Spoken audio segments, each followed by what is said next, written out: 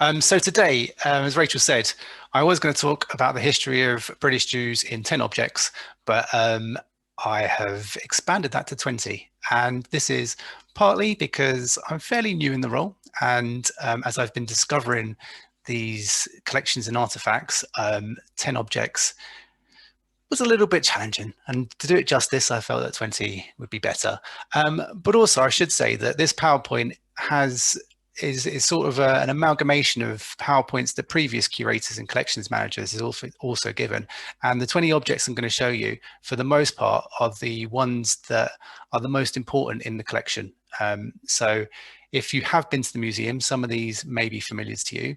There will be at least one that won't be, because I have also included a brand new acquisition.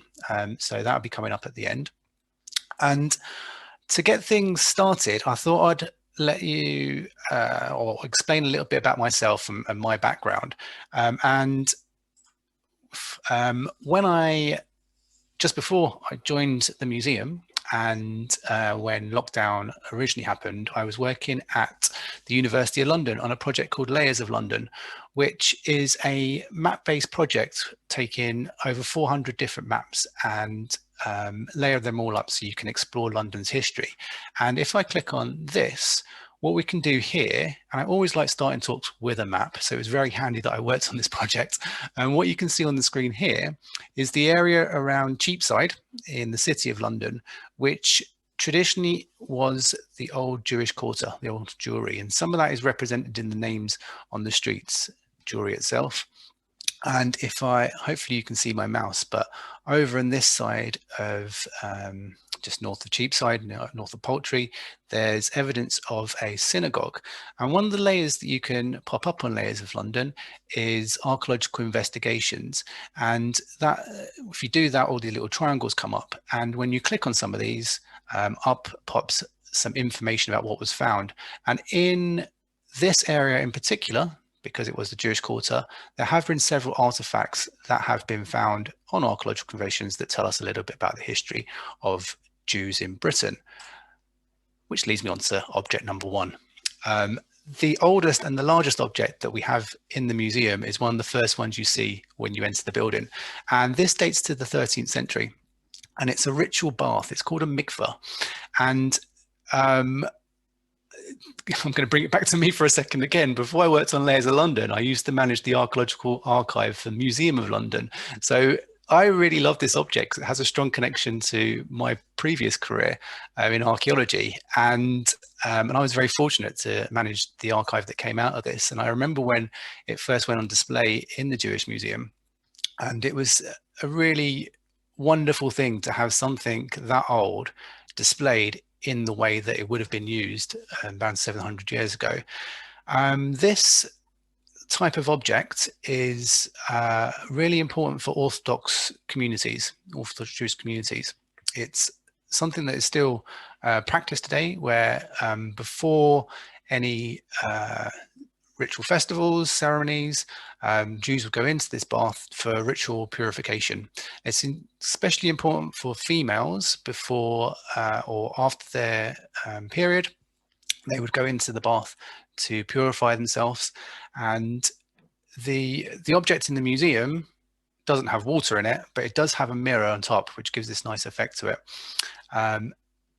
It's made out of stone. It was excavated at Milk Street, which is an area that was known for at least 3 different Jewish properties that included a slaughterhouse and 2 small synagogues in that area as well. So this is really in the heart of the earliest Jewish occupation that we have in Britain. I should say though that although this is 13th century, the history does go back a little bit further to that, and there is evidence that Jews came over with the Norman conquest. So kicking things off with the medieval period, and then moving swiftly on to my second object, I'm sticking with the medieval in the 13th century, because it isn't just London which has evidence for Jewish communities. This object here was discovered in Kent, and there have been Jewish artifacts on archaeological digs throughout the UK, throughout Britain, places like Oxford, Lincolnshire, Norwich, York, mentioned in the text here. And it's really important to realize that it wasn't just city-centric, and this object is a really nice one which shows the evidence of trade and commerce in the Jewish communities too. What you're looking at on the left-hand side, the signet ring itself, is a brass signet ring that would have sealed documents. And there are three things to note on here. The first is the snake, which, if I move my mouse over here, you can see is depicted by this squiggly line. Beneath that, there's a ram, and then the Hebrew writing on the edge is the Hebrew name Aaron. Now, for those of you who don't know, Aaron is the brother of Moses, and he's a really important figure. In the Bible, he's the one whose staff changes into a snake, hence the snake here. And the ram is a really significant symbol. Some of you may have heard of the shofar, which is blown at festivals at Rosh Hashanah, and they are always made out of ram's horns. So these are really important symbols for the Jewish community. And this is, as I mentioned, evidence of commerce in the Jewish period. However, there was difficulties. And the main one was the guilds in London. As they were being established, they were keeping it very amongst themselves and the Christian guilds, and the Jews were basically pushed aside from the trade and commerce. However, there was one thing that the Christians couldn't do, and that was lend money. So this mythology, or this association of Jews and money, we had a fantastic exhibition before my time, but a few years ago, called Jews, Money, Myth, and it looked at the whole history of this relationship. But it really stemmed from these early days, these early communities that were forced into lending money, which they were allowed to do. And that's how that association came about. So my second object talks about that period of time and the fact that it isn't just London centric. There are communities across Britain. We have made that impression there just to show you how it would have looked on the seal itself on the right hand side in the red. My third slide is not an object. It's the period where we haven't got much evidence, if any, for Jewish activity in Britain. And that's because in 1290, following lots of prejudice against Jews, Edward I, the king at the time, he demanded that they all left. And it wasn't until 1656 that the Jews were invited back. So it was Jews are banned basically from the country. So hence there isn't much evidence in this period of Jewish activity. However, we do know that Jews were still living in the country, only they had to convert to Christianity and basically hide their faith or renounce their faith. But 1656 is an important date, and that's because of my third picture here, my third object, where this man, Manasseh ben Israel, he really was influential in the readmission of the Jews into the country. Now, he was a Dutch Jew, and this painting or this etching is after a painting that was made by Rembrandt. And Manasseh ben Israel was a rabbi who published this pamphlet called A Hope of Israel. Now, and the significant thing about this pamphlet was that he says that Jews must settle all over the world for the Messiah to return, and that includes Britain. He pleads to Cromwell that this is the case and says the Messiah will return if we're not everywhere. And Cromwell, for uncertain reasons, but it's probably for commercial and possibly religious reasons, accepts the Jews returning to the country, although there's no official document to say this, and there's no official permission to resettle. But what we do know is that shortly after, the existing Sephardic community, and the Sephardic Jews are Jews that come from Portugal and Spain, they were living as converts in London, and they set up one of the largest and first synagogues on Church Street, and that's in 1701, and that is familiarly known as Bevis Marks today, which is still in existence and is undergoing a really large redevelopment project. So watch out for that one, because we are working with them on this on different educational projects, and when they reopen, there'll be a fantastic visitor centre there where they'll be displaying some of their collection and artifacts. So I do suggest you watch out for that. So in the 17th century, Jews are readmitted into the country, and Bevis Marks is where the majority of Jews worship in that synagogue there. This fourth object I'm showing you is an amazing silver salver made by John Ruslin in the early 18th century. And this is evidence of something that was very common in minority groups at the time. They basically had to placate the Lord Mayor and get in his good books. And this gift, or this platter, this salver, was a gift to the Lord Mayor. And we know that a gift was given from the synagogue to the Mayor of London each year from 1679 to 1778. Now, I find that interesting that it was 1 year short of being 100 years gifts, but this one in particular is on display in our history gallery. So if you do get a chance to revisit when we reopen, I do recommend having a look at it. It's got this fantastic depiction of the tent and the watcher here, which is the emblem of the synagogue.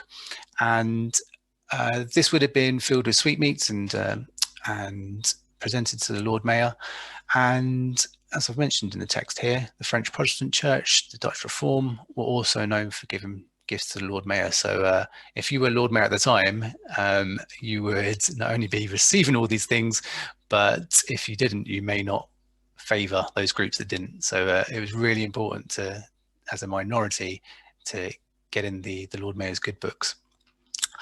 Let me move on to this one.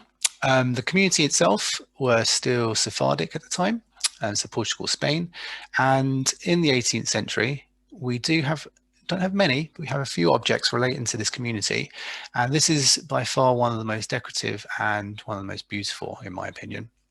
It's tucked away in the corner of our Judaica gallery, which is on our first floor. There are hundreds of beautiful religious items, but this one is one of, for me, I really like it because it blends the Sephardic history with the new life in Britain. And we can see that by the decoration of the mantle itself, which is the cover that you put over the religious text, the Torah. And on top are these rimonim, which are sort of crowns for the Torah, usually with bells hanging off them. And these are made in London, the bells, the rimonim, and the Torah, the mantle itself is made in Portugal. And what it's depicting is the ark, which the arks would have sat in the synagogue, and they would have contained the Torah with these mantles on top. But what's interesting is it's almost like a self-portrait that's being depicted here, because you have the ark, and then you have this Makata mantle inside, and then you have the Torah script inside that itself. So it's depicting itself. And this was made around 1720, and the Makata family were one of the first families to resettle after Ben Israel's pleas and the readmission of the Jews. They were quite they were a well-established and a well-off family, as you can tell from the quality of this cloth here. What was the other thing I had to say about this? Oh, there was one more thing I've forgotten. This is the problem of being recorded. I knew there was something that if I don't write down, I'd forget. I'll come back to it if I remember. But really, I like to show this object because what you'll see at this time is this blend of culture, the culture that Jewish people bring with them, with the culture that they're blending into in their new life in Britain.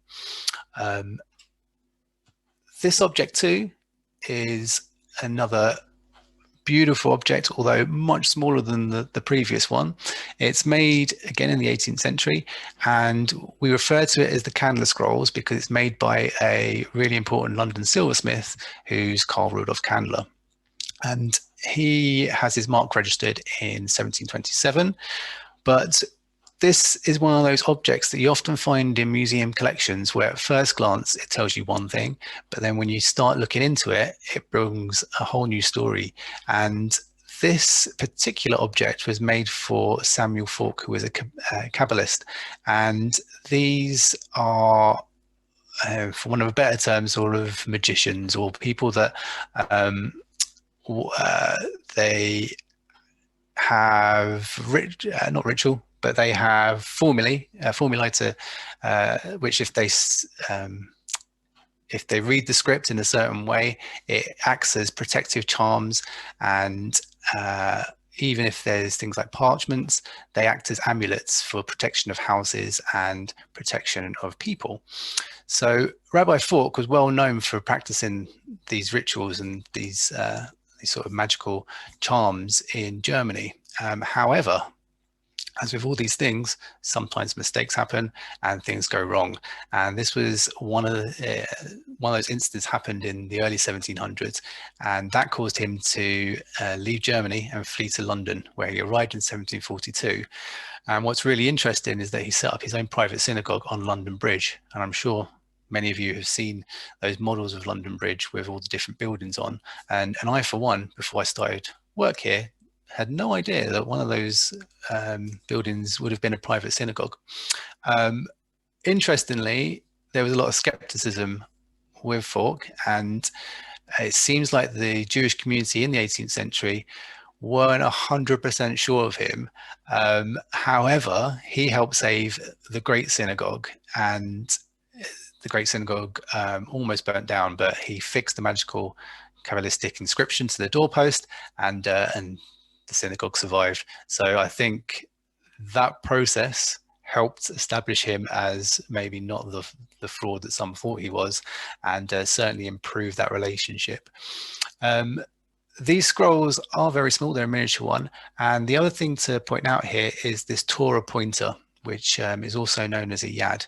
Now, these are really important objects for Jewish people. The Torah itself is the word of God, and you can't touch it with your hands. So Jews, rabbi and services, they use these Torah pointers, these yads, to read the text in the Torah without touching the hand themselves. They always have this pointed finger. And we have a fine collection of these Torah pointers from across Europe in our collection, several which are on display in our Judaica gallery. Object number 7 then, another fantastic one. When we get to the 18th century, there are new communities that are starting to come into Britain and London. And whereas the Sephardic Jewish community are mainly from Portugal and Spain, there's a new group of Jews who are referred to as the Ashkenazi migrants, and they come from Eastern Europe and Russia. Now, in the late 17th century, 1692, they begin to hold services in Duke's Place, which is where the Great Synagogue was established and grew out of. But whereas the Sephardic community was a slow growing community, the Ashkenazi was much more rapid in its growth. And in 1722, there was a new building that was erected at the site there, and that was paid for by a very successful stockbroker, Moses Hart. Now, there are certain things that you can and you can't do as a Jewish person, especially on the Sabbath. And one of those is handling money. So if you were making an offering in the synagogue, you wouldn't be able to hand that money over, and you'd only be able to say you were making an offering. And the way to get around the issue of handling money was to use something like this offertory book here, which has lots of holes in, and you could say that you've offered your offertory by putting a thread in those holes as identifying that you've made that offer, recording that. This is a really nice object to show some of the important practices of Jewish people throughout time, and the importance that Jews have on religious practice and observing the different religious laws. This also is on display in our Judaica gallery. The community themselves, the Ashkenazi community in particular, as they grew, they started to immerse themselves in British life, and there was this, a bit like when we saw with the Macarthur mantle, There's this blend of tradition from their own countries and culture with new British ways, and that morphs into people's occupations. Now, the military was a very important source of work for many people, especially if you were poor, which many of the migrants were. Now, Jewish people, they were allowed to serve in the army, but they weren't really allowed to rise up the ranks. If you joined the army, you had to renounce your faith. And this man here was a Jew who was one of the exceptions to the rule. He's Admiral Alexander Schlumberg, and he was the son of a German doctor, but he worked his way up to admiral, and he captained the HMS Diana and helped conquer lands like Quebec from the French in the mid-18th century. And he was eventually knighted in 1777, but he was only able to climb that ladder because he did renounce his Jewish faith and take the Christian sacraments. Whether or not he still considered himself partly Jewish, we don't know. But we do know that many Jews are willing to renounce their Jewish faith for the chance to serve in the military. And it's probably because of poverty, although there is an argument to say that it might be through patriotism and having settled in Britain, they saw themselves as more British than their heritage, I suppose. What's really interesting is that this went on for a long time, and it wasn't really until 1880s that Jews were allowed to practice their faith in the army freely. So I think it's really interesting to have a look at the way that minority groups have been treated throughout time, and Jews being one of those, and some of the big decisions you had to make if you wanted to survive in many cases.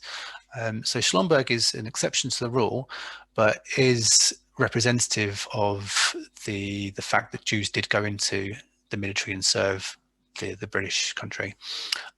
What I should say is that two things really. This object is from the Rubens collection in the museum, which is one of the first collections that established the original museum that was set up in 1932.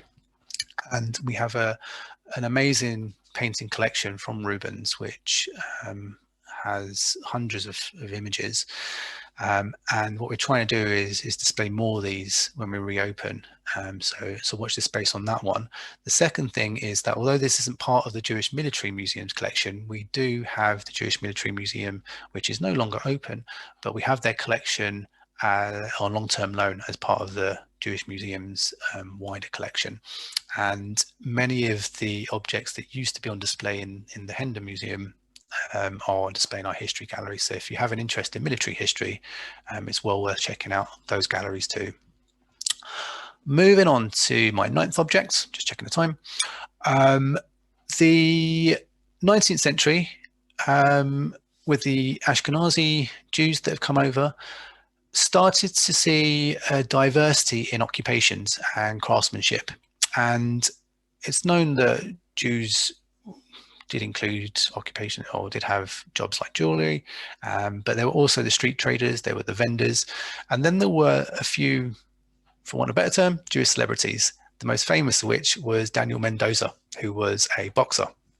Now, he was a different kind of boxer with a different kind of style. Many boxers of the time were basically street fighters and relied on their brute strength, whereas Mendoza started to bring about a more finesse to his work and his arts. He was incredibly popular with both men, women, and the sport itself was very popular with both sexes and also many other minority groups. And we do know there were Irish boxers, there were black boxers, there were female boxers too. I just realized I put boxes here. One of the important things about sports and about standing out from the crowd was that it was a way to challenge the general stereotypes of what minority groups could do. And as well as self-promotion, Mendoza really used this opportunity and this celebrity to show that Jews weren't just one type of thing, and they weren't this sort of secret society that people's preconceptions, he liked to challenge people's preconceptions. His popularity is shown by the numerous portraits that we have of him, the etchings, but also objects like this one, which is on our display in our history gallery. And this is a commemorative jug that was made in Stoke-on-Trent by Richard Humphreys. It commemorates one of his most famous fights, which took place on 9th of January 1780 in Hampshire. And this was, it was produced by John Ainsley, and the fight was against Richard Humphreys. And Mendoza won this one. He was aged 24 at the time, and he was really at the height of his fame. And this fight has been depicted in many different forms, on jugs, on etchings, and following this fight and his career, there was also a commemorative medal made for him. So one of the most popular figures in the 19th century that really challenged that preconception of what a Jewish person is and what they could do. The community itself was growing all the time. The Great Synagogue at Duke's Place was the first of the main synagogues that were really established by that growing Ashkenazi community. But there were several others that started to develop as well. The Hambro Synagogue in Fenchurch Street and the New Synagogue, these united in 1870 to form the United Synagogue, which is still in existence today. And amongst their members are synagogues from across Greater London. And this object here is a rather unusual one, because at first it looks like a fire guard of some kind, but it's actually a tabletop which is amazingly made out of paper mache. Now, these were the height of fashion in the mid-19th century, and we know that because these were used, or they were on display at the Great Exhibition in 1851. And this particular one was made in 1850. It's one of the earliest objects that came into the original Jewish Museum collection. And what it's depicting is that the final of those three early synagogues in the United Synagogue, which is the New Synagogue, Great St. Helens in Bishopsgate. It's a little bit tricky to see, even though I've zoomed in a little bit, but the image itself is depicting one of the high festivals in the Jewish calendar, which is Sukkot. And this is very much like the Harvest Festival, where Jews are celebrating, or they're reminding themselves of the exodus of the Jews from Egypt.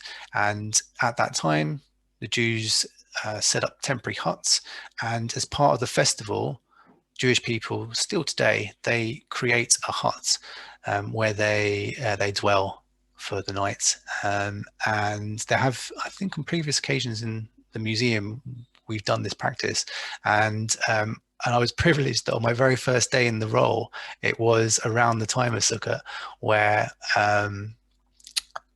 there was something called Sukkot hopping, which had communities from around the world united over Zoom on sort of a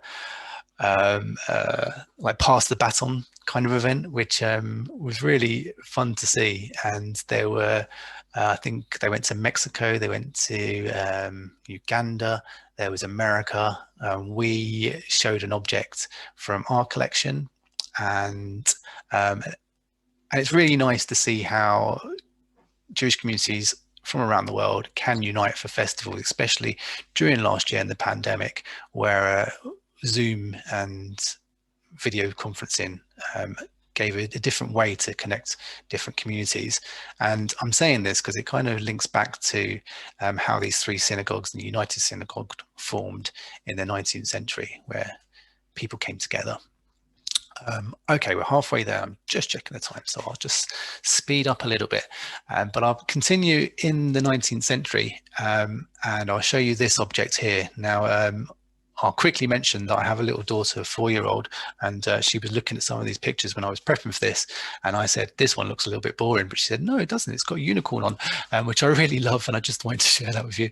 But this object here, despite just being a piece of paper, it's a really, really important object because it demonstrates a change in society. As we mentioned with the Schlomberg image earlier, that Jews would often have to either renounce their faith and take the Christian sacraments. By the 19th century, people were starting to change their opinions.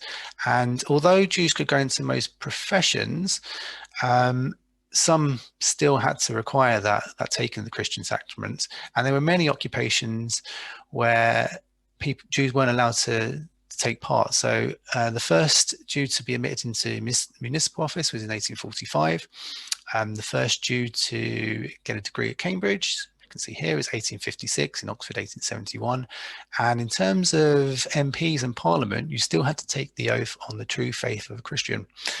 David Salomons was an important figure in the early 19th century. He was elected both Sheriff and Alderman of the City of London. He was also elected Lord Mayor of London, but he wasn't able to take up his post until he or others they argued for, and the legislation changed. This particular object, though, is in reference of Lionel Nathan de Rothschild, and he was elected MP for the City of London, and that was in, let me just date, 1847. He didn't take his seat because he didn't renounce his Jewish faith and didn't take the true faith of a Christian, and it was only after his fourth election win that he was allowed to enter Parliament in 1858, which I find incredible but understandable because of the way the time was.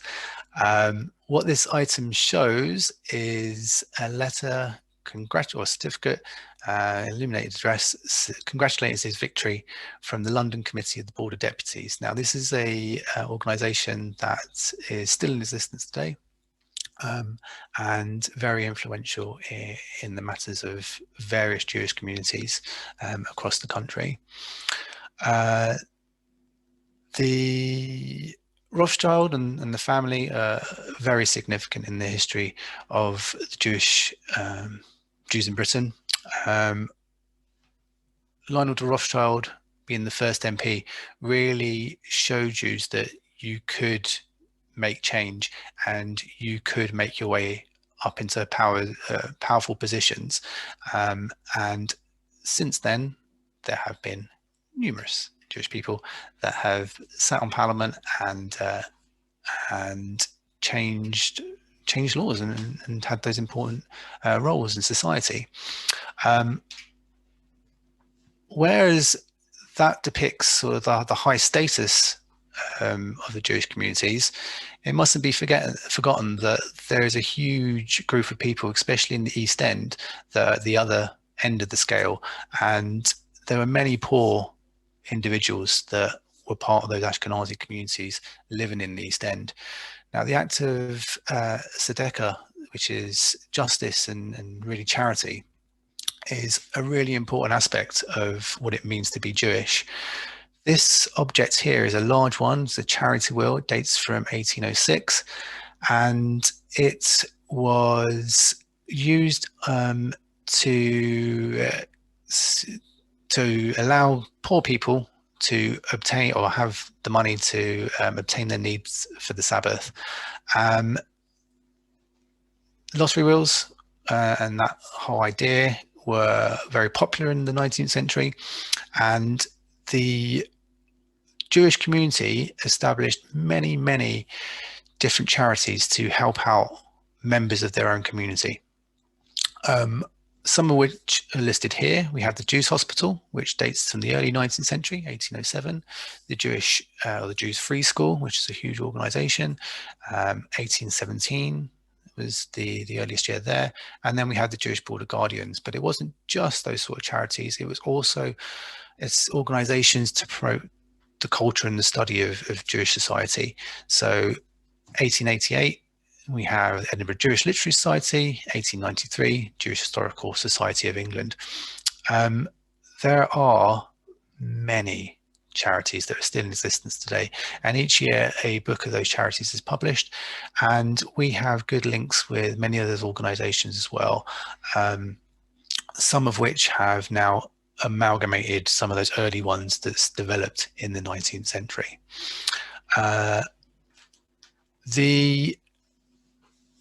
The next object 13, is this plate, which is also on display in our history gallery. This one here is an object that really shows that although Jewish people were starting to get recognition, we saw with the Rothschild and in Parliament, there's Mendoza and his celebrity status. Despite Jewish people being allowed to have different occupations in the 19th century, there was still prejudice. And when we start moving into the 20th century, there's a man, Israel Zangwill, who, again, very popular and very well known. He's a writer, and he's often compared to Dickens as the Jewish Dickens. Several of his main publications include Children of the Ghetto, The Big Bow Mystery.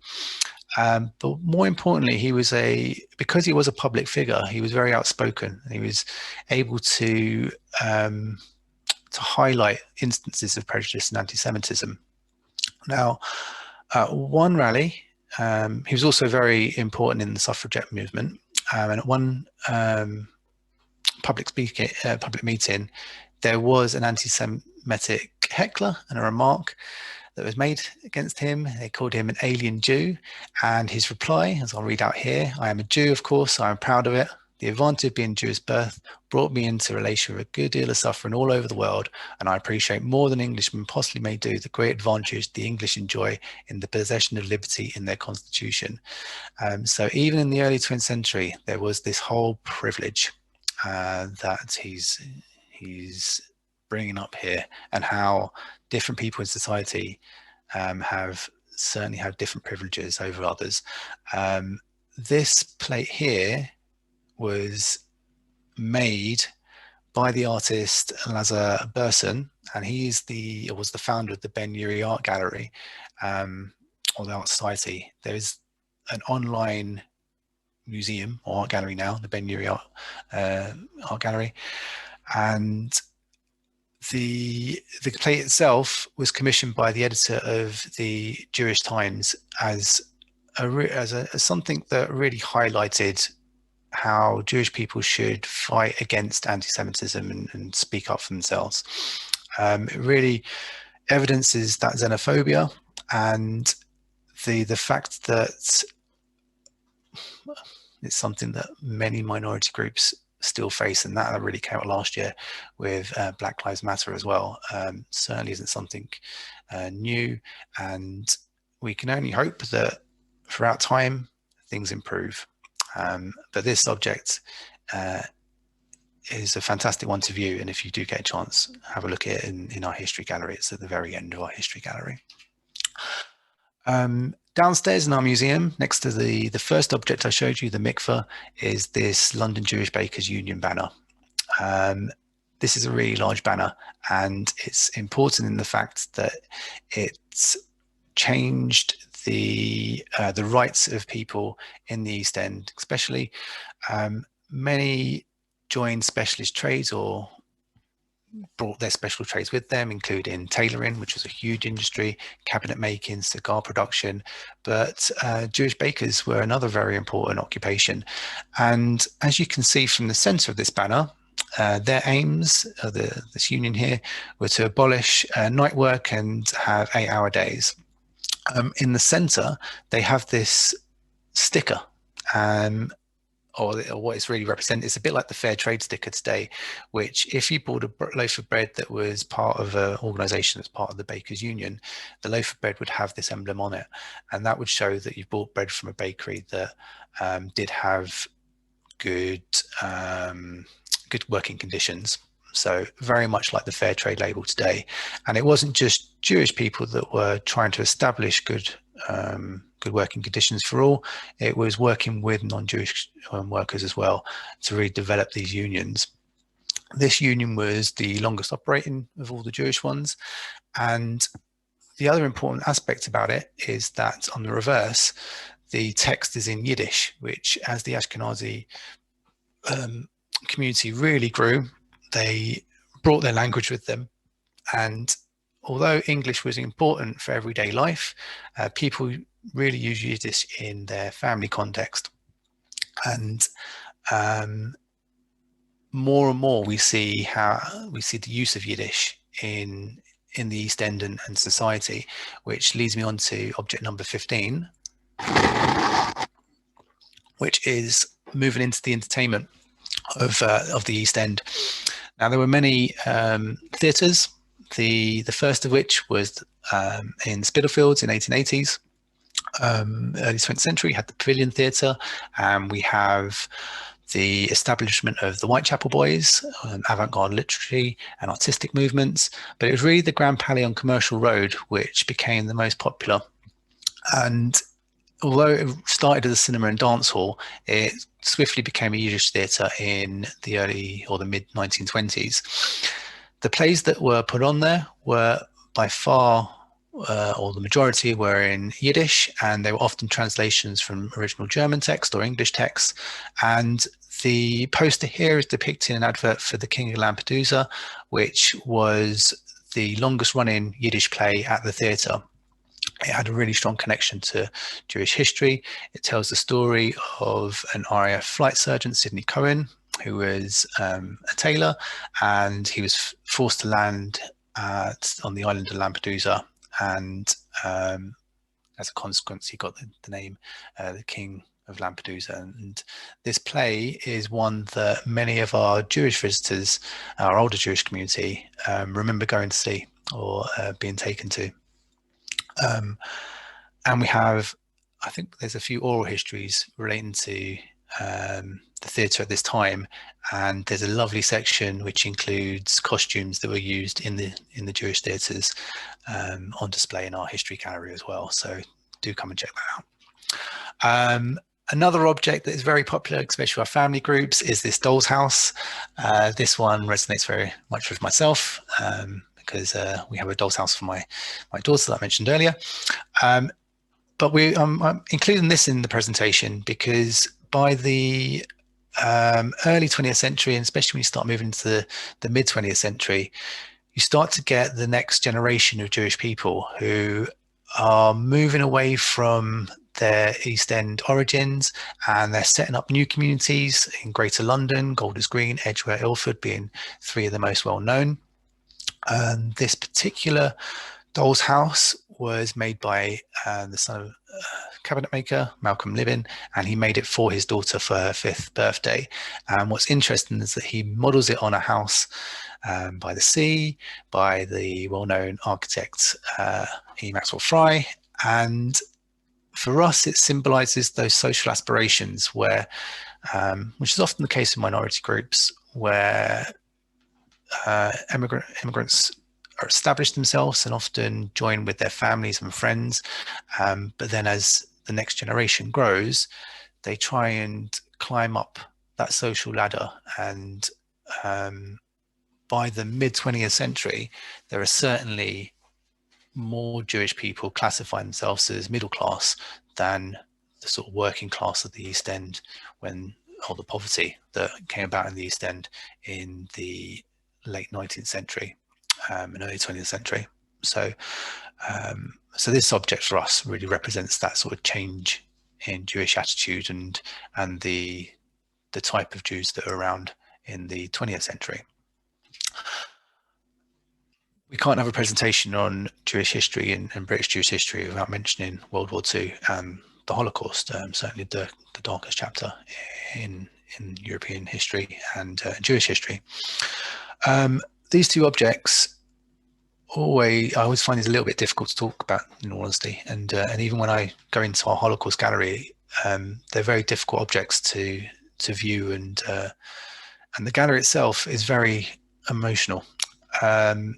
This pair of shoes belonged to Barney Greenman, who was the son of Leon Greenman, who the Holocaust Gallery is all about. He was a British Jew that was in Holland at the time the war broke out, and the story of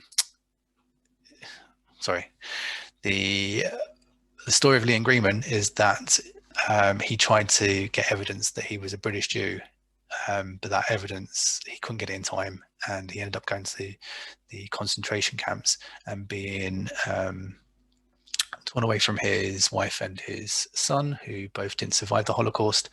But Leon Greenman did survive the Holocaust and dedicated the rest of his life to telling the story and fighting against prejudice and racism. And he was a huge part of the Jewish Museum's educational program when he was alive, and the whole gallery, for the most part, is based on his objects.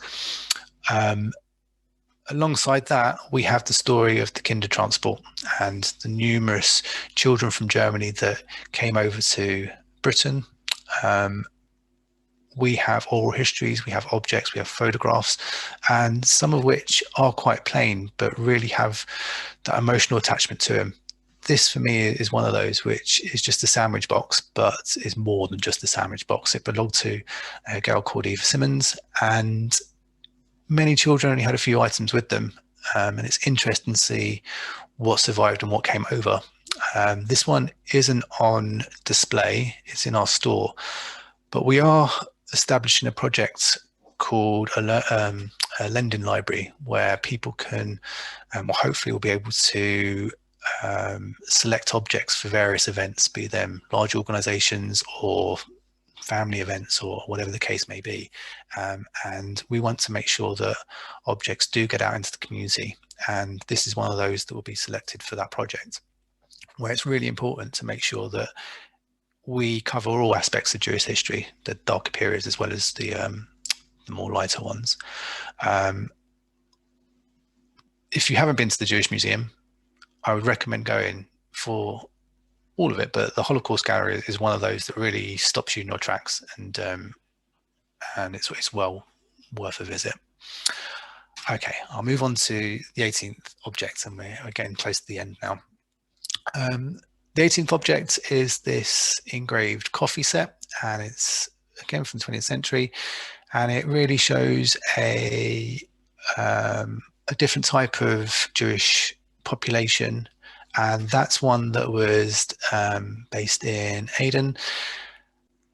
Aden's in today's Yemen. It has a very complex history. It was occupied by the British in the early 19th century. It was turned into a free port in around 1869, 70, and it had a small population at first, but it grew to around 8,000, and it was very distinctive in the fact that it had influences from both the British, from Indian, Iraqi, from Persian and Egyptian influences. However, there were very violent riots against the Jews in 1947, and that led to mass emigration. And by 1967, when Aden's independence was established, there were no more Adenites living in that area. Many went to Israel, but also emigrated to the UK. And today there's about 1,500 living in the UK. Their objects are representative of those blend of communities. And this coffee set is very reminiscent of the North African, Middle Eastern coffee sets that you can see in the markets if you've been to North Africa. And these are on display at the very end of our history gallery, along with a beautiful dress made by or worn by the Aden community. They have a very distinct style. It's one of several objects that depict communities across the world that we have in our museum.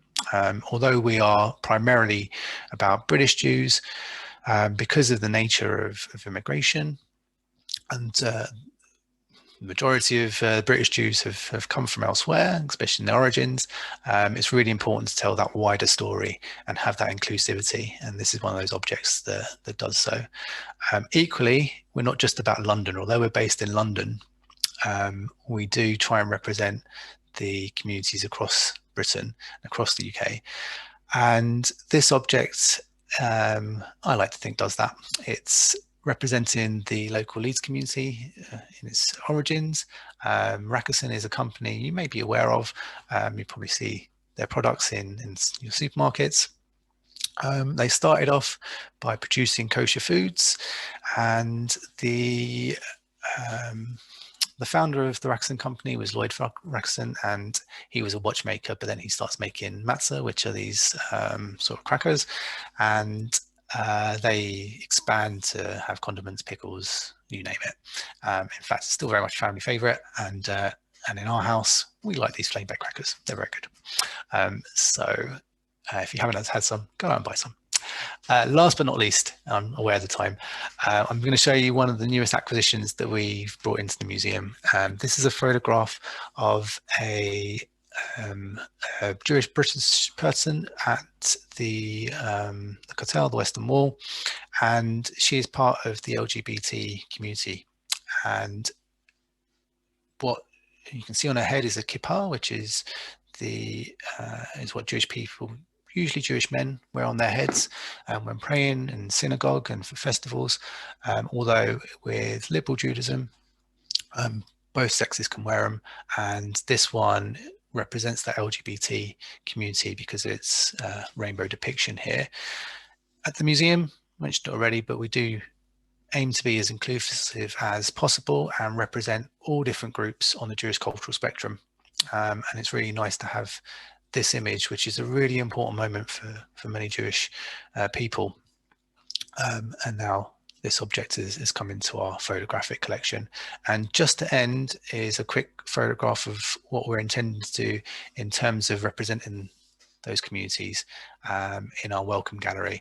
This is called our new exhibition, which is Pitch Up Community Voices. It's a community-led project co-curated by different organizations where they will each have a display stall and occupy this space for a short residency, and hopefully tell you a little bit more about the different types of Jewish voices within the very wide Jewish community.